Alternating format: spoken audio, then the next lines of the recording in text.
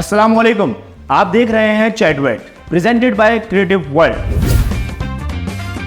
अदालतों में खड़े होते हैं और सच का साथ देते हैं। जज हैं, वकील हैं, मोटी मोटी किताबें पढ़ते हैं। इससे आगे का बन नहीं रहा, डायरेक्ट ख्वाजा नवेद से मिलते हैं। कैसे हैं सर? खैरियत से?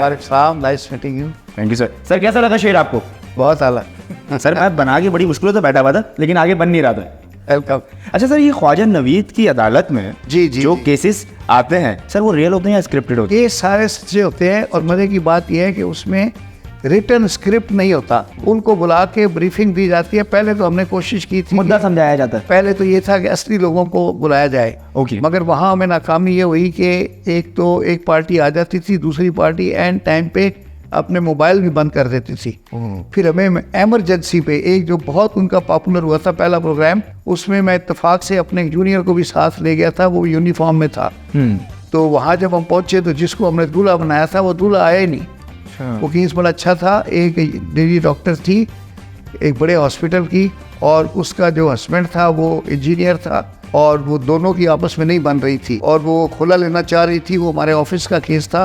वो फाइल हर वक्त मेज पे पड़ी रहती थी। चूँकि वो नई डॉक्टर यंग थी, बड़ी खूबसूरत थी, वो सारे जो यंग लड़के थे सबसे पहले आके उसी फाइल को पढ़ते रहते थे। सही। तो इस लड़के को मैं साथ ले गया, वही केस हमको वहाँ पिक्चराइज कर रहे थे।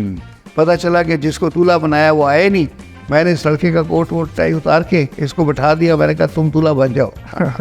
तो अब वो उसने केस इतना ज़बानी याद किया हुआ था, बार बार पढ़ के। हाँ। जब उसको बिठाया तो ही परफॉर्म सो वेल। आजकल वो बड़ा सीनियर लॉ ऑफिसर है एक बैंक में। जी जी। सर वो बिगनर था हमारे साथ। सही तो मैं देख रहा था कि जो उसमें खूबसूरत लड़कियां आई भी होती हैं, तो वो मैं देख रहा होता हूँ कि उस केस में आप बहुत दिलचस्पी लेते हैं। मैंने देखा आपने काफी, क्योंकि आप जुमला ही शुरू ऐसे करते हैं कि चूंकि आप इतनी खूबसूरत हैं। मैंने ये देखा। देखिए अप्रिशिएट करना चाहिए। बिल्कुल बिल्कुल। किसी आदमी की पर्सनैलिटी अगर अच्छी है और आप उसकी ज़रा सी तारीफ कर देते हैं, वो और कॉन्फिडेंट हो जाता है। बिल्कुल। और वो वहाँ परफॉर्म करने आ रही होती हैं। सही। और वो वहाँ बैठने से पहले वो ड्रेस उसमें रूम में जाती है, मेकअप में बड़ी तैयार श्यार होके जाती हैं। तो आप अगर ज़रा थोड़ा सा उनका जो प्यार से हाथ फेर दो कि हाँ, उनका कॉन्फिडेंस बहाल कर दें। पहला तो यही जुमला होता है कि उनको बेटा कह के बुलाया जाता है, ताकि वो बिल्कुल महफूज अपने आप को महसूस करे कि हम किसी गलत जगह पे नहीं आ रहे, कि यहाँ हमारे साथ कोई बुराई ना हो जाए। तो उनको पहला तो यही कॉन्फिडेंस दिया जाता है। तो उससे मतलब आपकी परफॉर्मेंस नहीं बिल्कुल ऐसे। वो स्क्रीन पे लाखों लोग देख रहे होते हैं, करोड़ों, और वो देखने वालों में पियोन से लेके तो चीफ जस्टिस तक होते हैं। हर बंदा देख रहा है, छोटे सिपाही से लेके जनरल तक देखते हैं, क्योंकि हर घर में जाता है। सही। तो it has to be a family oriented thing जो एक्सेप्टेबल हो फैमिली में। सही। मैं उसमें मजाक भी करता हूँ, लेकिन कोशिश होता है कि कोई वल्गर मजाक ना हो।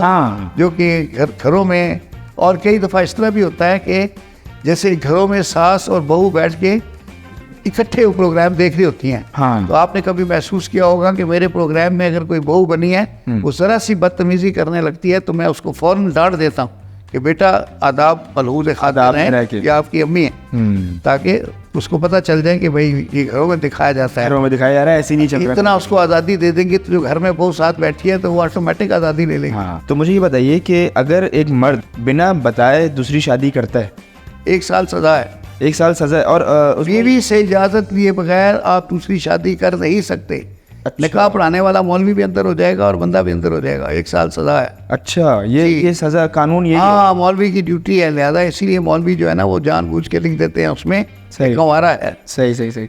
और अगर उसको सजा हुई तो फर्स्ट जो पहली बीवी है उसको कोई राइट्स होंगे? उसके राइट्स तो उसके हैं ना, जो कि उसका मेंटेनेंस वगैरह अगर डिवोर्स नहीं देता, उसका खर्चा अदा करता रहेगा। भाई बताए बगैर मत करिएगा, शायद खतरनाक मामला है। तो ये इंडिया इतना सपोर्ट क्यों कर रहा है इजराइल को, जबकि वो इंसानी हुकूक को पामाल भी कर रहे हैं? इसराइल जो है वो अमेरिका का बगल बच्चा है। वो इसको वजूद में लेकर आए हैं यहूदियों को। हालांकि वो ईसाई हैं, हालांकि ईसाइयों को यहूदियों ने ही तो हज़रत ईसा को फांसी लगाया था, जो उनके मुताबिक। हमारा तो कहना ये है कि वो फांसी लगे नहीं, ऊपर अल्लाह ताला ने उनको उठा लिया, वो तीसरे चौथे आसमान पे चले गए और वो फिर वापस आएंगे। ईसाई तो ये कहते हैं कि वो सलीब पे चढ़ के उन्होंने हम सब के गुनाहों का कफ़ारा अदा कर दिया। बहरहाल ये जो इसराइल बना है ये अमेरिका ने बनाया है, और इस वक्त इंडिया बहुत ज़बरदस्त तरीके से अमेरिकन लॉबी में है। इसलिए वो अमेरिका के हर इक़दाम को सपोर्ट करते हैं। और बल्कि ये पूरा जो ब्लॉक है, हमारे दोस्त हैं यूएई वाले भी, तो वो भी टोटल अमेरिका की लॉबी में हैं। अच्छा, अब आप इंडिया के और यूएई के जो माशी ताल्लुकात हैं, तो अरबों रुपए की वहाँ से इंपोर्ट करते हैं वो इंडिया से। सही। हर चीज़, यहाँ तक कि पाकिस्तान का चावल भी जो है वहाँ पे वो मेड इन इंडिया के हिसाब से बिकता है। अच्छा सर, और ये लिफाफा सहाफ़ियों के बारे में क्या कहेंगे? सर बड़ा दिल दुखता है। अभी कल फिर से किसी ने, मैं उसका बताया, एक बहुत बड़ा, उसने कहा ये दानश्वर है, आपने भी देखा होगा वो क्लिप। हाँ बिल्कुल देखा। वो सांडे का तेल बेच रहे हैं, सांडे का तेल बेच रहे हैं। 5 कतरे इसके डालें, हाँ, तो ये तेल जो है आपकी हर तरह की दर्द ठीक हो जाएगी। हाँ। उसके ऊपर तबसरा किसने दिया, उसने कहा देखें, हाँ। ये है हमारे दानश्वर, इनके पीछे लग के हम कुमते बदलते हैं, कुमते लाते हैं। हाँ। और ये भी यहाँ टीवी में सांडे का तेल बेच रहे हैं। तो बहुत बड़े सहाफ़ी है, मैं नाम नहीं ले रहा। हाँ। सही। अच्छा, लिफाफा सहाफ़ी, आपको क्या लगता है ये जो बोलते हैं इनको किसी का साथ देने के लिए लिफाफा लेते हैं? तो सर आप इनसे पूछें ना, सहाफ़ियों से। हाँ। आप इनका रहन सहन देखें, सब ने V8 रखी हुई हैं। इनसे पूछो कि तुम्हारे चैनल वाले तुम्हें तनख्वाह कितनी दे रहे हैं। हाँ। कि तुम V8 ले भी रहे हो। सर V8 लेना आसान है।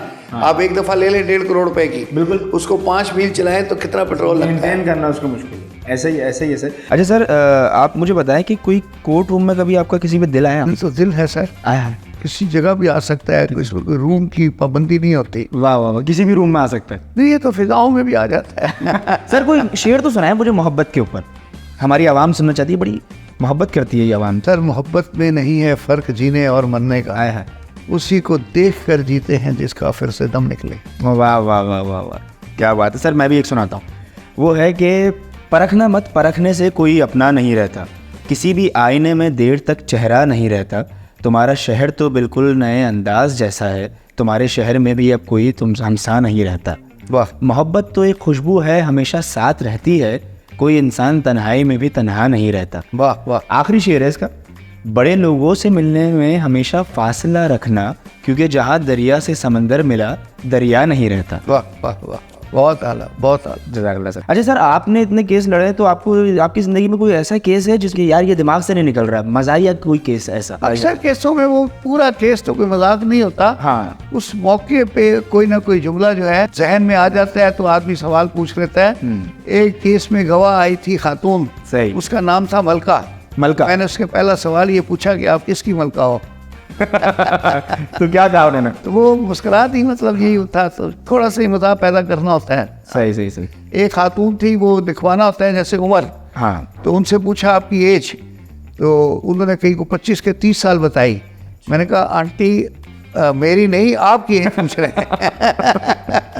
वाह वाह वाह। तो इस तरह से छोटे छोटे। हाँ। लेकिन मुझे ऐसा लगता है जब आप उनसे सवाल करते होंगे तो वो बिल्कुल सुकून में आ जाते होंगे, कंफर्टेबल हो जाते होंगे कि हाँ यार अब तो सही है, मजाक मस्ती में हो रही है सारी चीज़ें, ये है, ज़रूरी भी यही है किसी को सुकून में लाने के लिए। सही। सर क्रिकेट का शौक है आपको मतलब देखते हैं क्रिकेट? देखने की हद तक है, बहुत ज़्यादा है। और फिर ये जब वो जीतता है पाकिस्तान तो बड़ा दिल खुश होता है। अच्छा। फिर ये जैसे वर्ल्ड कप की तरह ढेर हो जाते हैं, हाँ। बड़ा दिल दुख जाता है। अच्छा, जो अभी वर्ल्ड कप चल रहा है उसमें क्या कहेंगे, लग रहा है कि सेमीफाइनल तक पहुंचेगा पाकिस्तान? सर जो परफॉर्मेंस कल परसों दी है तो इतने लोग मायूस हो गए हैं। हाँ। कि तमाम तबसरे करने वाले भी ठंडे बैठ पड़ गए हैं। सही। ये क्या कि 2 बंदों पे पूरी टीम चल रही है। हाँ। और पीछे सारे ऐसे ही वो वगैरह वाले हैं, वगैरह। सही। सर इमरान खान के साइफर केस के बारे में आपकी क्या लीगल ओपिनियन है? अब वो केस इतना कॉम्प्लिकेटेड हो गया है, वो कभी हवा में लहराया उन्होंने, कभी उन्होंने कहा मेरे पास है, कभी ने कहा उस मेरे सेक्रेटरी के पास है, अब सेक्रेटरी भी उसके खिलाफ बयान दे रहा है। पर that was an official secret.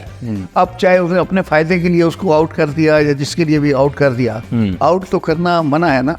तो आप बता नहीं सकते। देखें अब मिसाल के तौर पर जैसे हमारे एटमी असासे हैं, सही है, अब पता चले कि जी कोई कर्नल या मेजर नाराज होकर बता रहा होगा नहीं जी ये हमारे असासे इस अलमारी में पड़े हैं, तो ये तो एक ऑफिशियल सीक्रेट है, उसी को पता है। सही। It's not suppose to tell anybody कि ये किस जगह है। सही। तो मतलब ये बंदा इस तरह जुर्म कर दे, सही, मैरिज पे है या ये ऐसी बस बातें हैं इनकी? सर अब ये बात ये है कि जब सियासी केस बनते हैं तो सच्चे भी झूठे हो जाते हैं। ओके। क्योंकि माहौल ऐसा बन जाता है।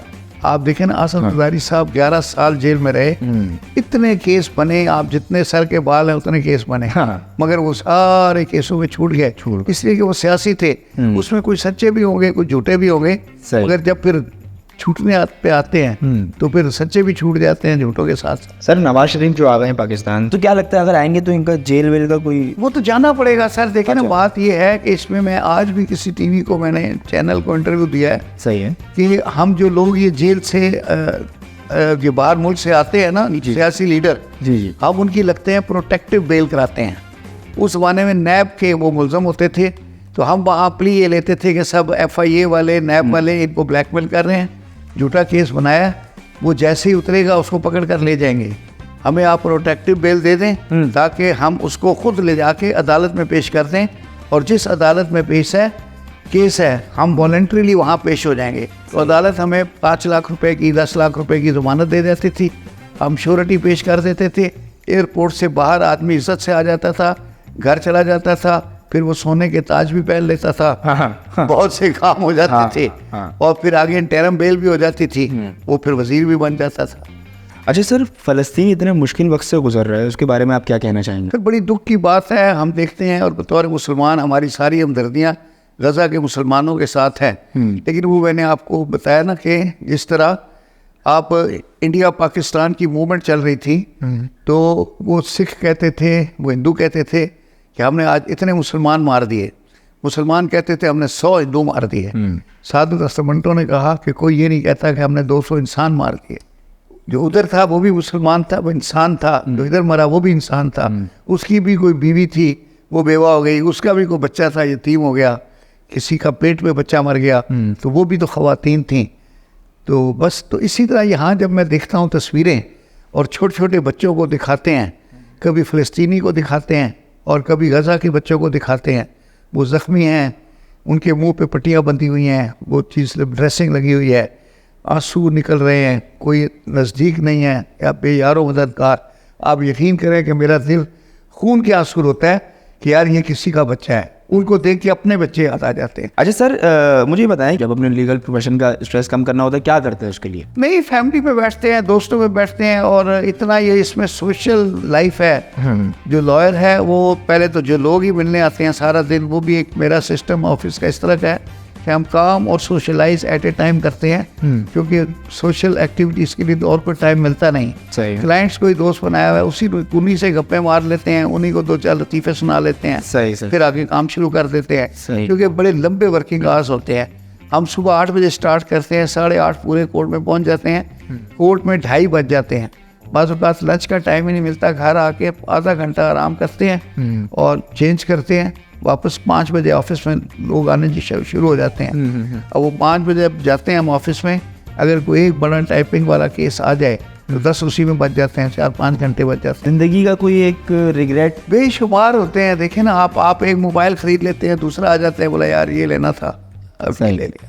ज़िंदगी में तो लगी रहती हैं बातें लगी रहती हैं। अच्छा सर, आप इतना लाइफ में इतना सब कुछ अचीव कर चुके हैं, बस वो कहते हैं ना, हज़ारों ख्वाहिशें ऐसी कि हर ख्वाहिश पे दम निकले। हाँ, बहुत निकले मेरे अरमान, लेकिन फिर भी कम निकले। वाह वाह वाह वाह। तो वो हर रोज़ सुबह जब उठते हैं सोकर तो नया दिन होता है, सही। कुछ नया काम करने को जी चाहता है। कोर्ट रूम ड्रामा मूवीज पसंद है? बचपन से देखता आ रहा हूँ। अच्छा। वो मोहम्मद अली के डायलॉग आज तक वो है कि लौटा दीजिए मेरे 12 साल हाँ। जवानी के। वाह। और ये बात अक्सर मैं अदालतों में भी कहता हूँ। सही। देखिए, बात होती है कि जो लॉ है उसका मकसद कोई पनिशमेंट नहीं है। जब हम आदमी को कस्टडी में लेते हैं, अनलेस कि ही डेस्परेट क्रिमिनल, तो उसको जेल में रख दिया जाता है। लेकिन आम जो मुल्ज़मान हैं, चेक डिसऑनर हो गया तो उसको ज़मानत अगर उसका राइट है तो उसको दे दी जाए, उसको श्योरिटी ले ली जाए, केस चलाया जाए, पता करें भाई किन हालात में ये चेक जो है डिसऑनर हुआ है, आया उसने फ्रॉडुलेंटली दिया है या सचमुच उस दिन उसके अकाउंट में पैसे कम थे। कई लोग एक दिन में 10 चेक इशू करते हैं। अगर मेरे अकाउंट में 10 लाख पड़े हैं, मैंने 10 लाख के चेक दे दिए, आप मुझसे चेक आज लेके चले गए, आपने 1 महीना घर में रख दिए, महीने के बाद जाके वो चेक प्रेजेंट कर दिया, उस दिन तो 1 लाख भी नहीं है, वो सारे निकल गए। जो 9 लोग और चेक दिए थे वो सारे कैश करा के चले गए, आप पीछे रह गए, आपका आखिरी रह गया।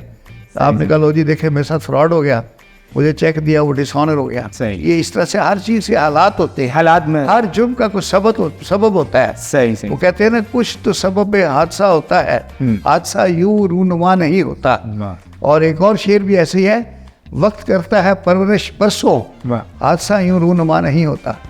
कोई ना कोई वजह है हादसा होने की। अच्छा सर, जो मूवीज़ आपने देखी उसमें से कोई ऐसी मूवी थी जो आपके लीगल करियर से रिलेट करती हो? हर मूवी में ही जो दिखाते हैं उसमें तो ये कोर्ट का और जज का जो सीन अगरचे वो आर्टिफिशियल होता है और अदालतों में वैसे नहीं होता, जैसे वहाँ चीख धाड़ कर रहे होते हैं। हाँ। अदालत में बड़े पेशेंस के साथ। हाँ, वो एक मूवी है ना, तारीख पे तारीख, ऐसा तो नहीं होता? वो तो बहरहाल वो तो एक डायलॉग होता है कि मुझे मालूम है जज साहब अदालत से क्या मिलता है, अदालत से सिर्फ तारीख मिलती है। ऐसी बात नहीं है, पूरी जेल बड़ी पड़ी है लोगों से। सही से। सिर्फ तारीख नहीं मिलती, वो सजाएं खा के लोग जो जेल में गए हैं वो अदालतों नहीं भेजे हैं, अदालतों ने, वकीलों ने केस लड़े हैं। हाँ, वो घर से नहीं आए वो। सही सही सही। मेन स्ट्रीम मीडिया के बारे में आप क्या कहना चाहेंगे? मेन सर, स्ट्रीम मीडिया के बारे में मैंने पहले मीडिया पर भी कहा है कि ये आप अपनी कौम को किस तरफ ले जा रहे हैं। सही। आप शाम को जब घर में पहुंचें, आप टीवी ऑन करें, एक लड़की आंसुओं से रो रही है कि मुझे तलाक नहीं चाहिए, मैं तलाक नहीं लूंगी, और वो पाँव में पड़ रही है सास के कि खुदा के वास्ते मुझे तलाक ना दें। ये कहाँ हम जा रहे हैं? सही। सारा कौम इसी में लगी हुई है। वो सास कहती है मैं इसको निकाल के रहूंगी। ये क्या क्या है? देखें, हम जवान थे, यही मीडिया था, PTV black and white TV होता था, सारी फैमिली उसके गिर्द बैठ के जाती थी। वहाँ प्रोग्राम आते थे 50-50 सच गप, यानी पूरा घर कह के लगाता था, एक साथ बैठ के देखते थे। तमीज के दायरे में एक अच्छा मज़ाहिया हमारा तो प्रोग्राम होता ऐनक था। वाला जिन देखते अभी एक भी मज़ाहिया प्रोग्राम नहीं है। नहीं है, सारे रोने धोने वाले।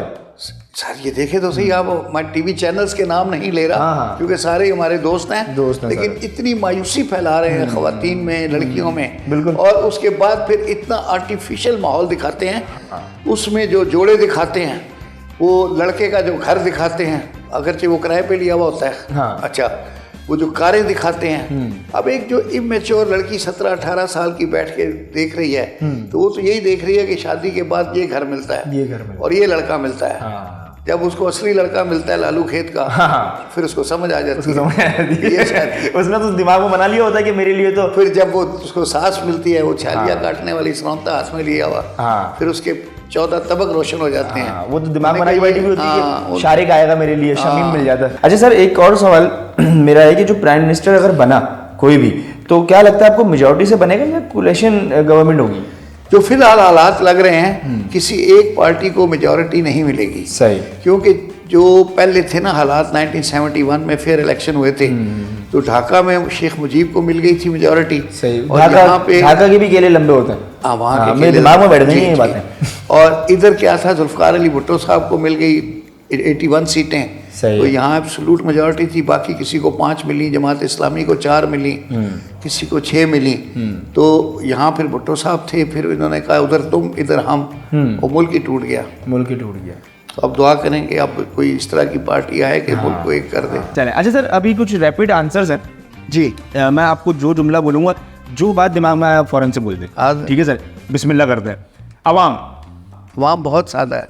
जज या वकील? जज और वकील एक ही गाड़ी के दो पहिए हैं। वाह वाह वाह। पाकिस्तान की सबसे बेहतरीन जगह रहने के लिए? पाकिस्तान, मैं तो चूँकि कराची में रहता हूँ, तो मेरा कराची से बाहर दिल ही नहीं लगता। सही है। तो पाकिस्तान में कराची अरे बहुत अच्छी जगह है पाकिस्तान में। स्वात चले जाएं, सही है। नथिया गली चले जाएं, तो वो 2-4 दिन छुट्टियों पे जाते हैं तो वापस आने को जी नहीं चाहता। सही। लेकिन ये अपना जो शहर है, इसको छोड़ने को दिल नहीं चाहता। वाह। सारी तकलीफात के बावजूद यही अच्छा लगता है। यही अच्छा लगता है कराची। जैसे तमाम शिकायतों के बावजूद आखिर में अपनी बीवी अच्छी लगती सही। अच्छा सर, ये बताइए कि अच्छा जीने के लिए क्या चीज़ चाहिए? बीवी चाहिए। बीवी चाहिए भाई, बीवी बहुत ज़रूरी है जीने के लिए। शादी नहीं करा रहे सर घर वाले? वो बड़े अक्लमंद है सर। सर अच्छी बात है। उनको पता है कि शादी हुई तो बेटा गया, अच्छा उतने दिन अम्मी का रहेगा। अच्छा। आपकी अम्मी बड़ी अक्लमंद है। अक्लमंद है अम्मी। थैंक यू अम्मी। अच्छा, मेरी लाइफ डैश के बिना इनकम्प्लीट है। मोहब्बत के बगैर कंप्लीट है सर। इश्क। वाह वाह वाह वाह। अच्छा, पाकिस्तानी जमहूरियत? पाकिस्तानी जमहूरियत तो माशाल्लाह बिल्कुल, किससे इसकी मिसाल दें? ये तो बस जंगल की तरह ही है। जंगल की तरह। पाकिस्तान का कानून? पाकिस्तान का कानून अंधा है। कानून होता ही अंधा है। कानून अंधा है। तो यहाँ ज़्यादा अंधा है। सही, यहाँ ज़्यादा अंधा है। मुल्क का लीडर, मतलब पूरी दुनिया को छोड़ के अगर आपसे पूछा जाए कि ख्वाजा नवेद साहब आप बताइए कि किसको बनाए लीडर, तो आप किसको बनाएंगे? सर अभी तो मार्केट में जो लीडर मौजूद हैं, हाँ तो वो तो सारे चले हुए कारतूस हैं। हाँ। तो फिलहाल कोई नया पैदा होना चाहिए, लीडर की जरूरत है कुर्सी पे बैठने के लिए। हाँ। अच्छा सर, इंडिया अगला अखबार में इश्तिहार आता है ना, हाँ। जरूरत है रिश्ता, अब इश्तिहार आना चाहिए, जरूरत है लीडर। जरूरत है लीडर। अब जवानी में पता है ये जरूरत है रिश्ता के इश्तिहार बहुत रेगुलरली पढ़ते थे, क्यों सर? अपनी वैल्यू असेस करते थे। अच्छा। हाँ, तो उसमें होता था कि डॉक्टर या इंजीनियर, लड़के का डॉक्टर या इंजीनियर होना बड़ा ज़रूरी है उस ज़माने में। वकील नहीं होता था? तो तौबा करो, वकील को तुमको देता है ना, मकान किराए पे देता है ना रिश्ता देता है। इसके बावजूद बहुत से वकीलों की 2-2 बीवियाँ हैं। अच्छा सर, केला केला कहाँ का चाहिए?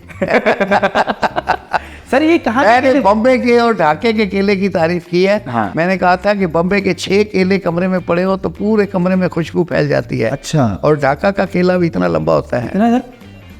और पाकिस्तान का या सिंध का केला उंगली के बराबर है। छोटा सा। ये क्यों सर? पता नहीं किसी ने मुझे बताया, नहीं उन्होंने बताया कि ये मिर्ची केला है। मिर्ची केला। ये ठट्ठे के कहीं इलाके में पैदा होता है। हाँ। और बड़ा टेस्टी होता है। सही। छोटा है मगर टेस्टी है, मीठा होता है। मीठा। सही। और वहाँ का केला कैसा, कड़वा? नहीं वो बम्बे का केला, उसका अपना ही टेस्ट है। अच्छा, उसमें सर केले में खुशबू होती है क्या? बहुत खुशबू है, कमरे में हमने तो रखते कभी हैं। नहीं देखी।